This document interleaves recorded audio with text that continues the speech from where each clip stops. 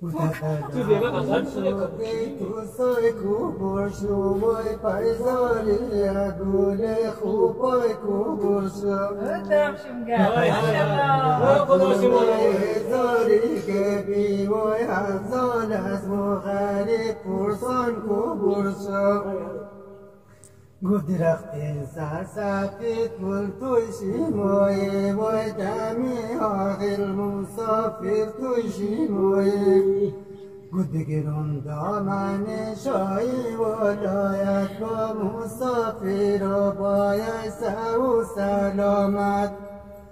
گفت ستاره سری شام برشو چی خوب شد بای گل آقای بالی بام برشو چی خوب شد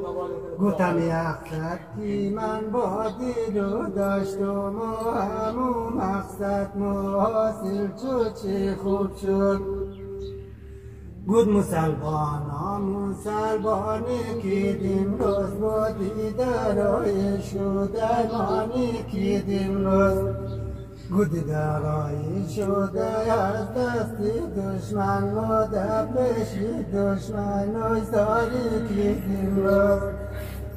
گفتانی درد کتای تکیو تنایم و مردم تومت که دای ما بگنایم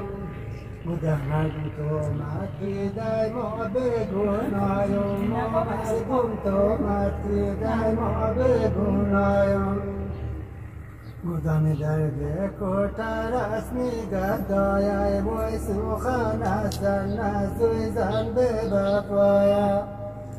سخن از زن نزو مردی عاقل و مزاری زن مزاری به شفایا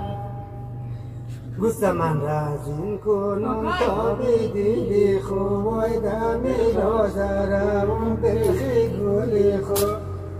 گفت بایی گلی من خانه نباشد خواهی کنم درگیدی بی خوب یاد بره غم دارد امروز با مثالی تالا شبنم دارد امروز گفت نمیدانم بگیرم یا بخندم ها که یارم میلی رفتن دارد امروز آقا مامان شربتی بده های دیگه باز ما بریم دیلم را برده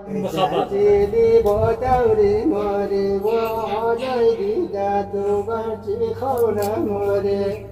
گسالای ما خونه مار اومد برای تو بوی سوبا پختم و شای گل ناری رای تو گستفیدی روی یار برفی زمستان مای شیخی کمای شورا بیتون بدن رای گل مایک شب یار بپا یاد بره نمیدانم بهار یا زمستان گفت از این چی تشوارم به تو نازک و تایی چادری آب رنگ تو نازک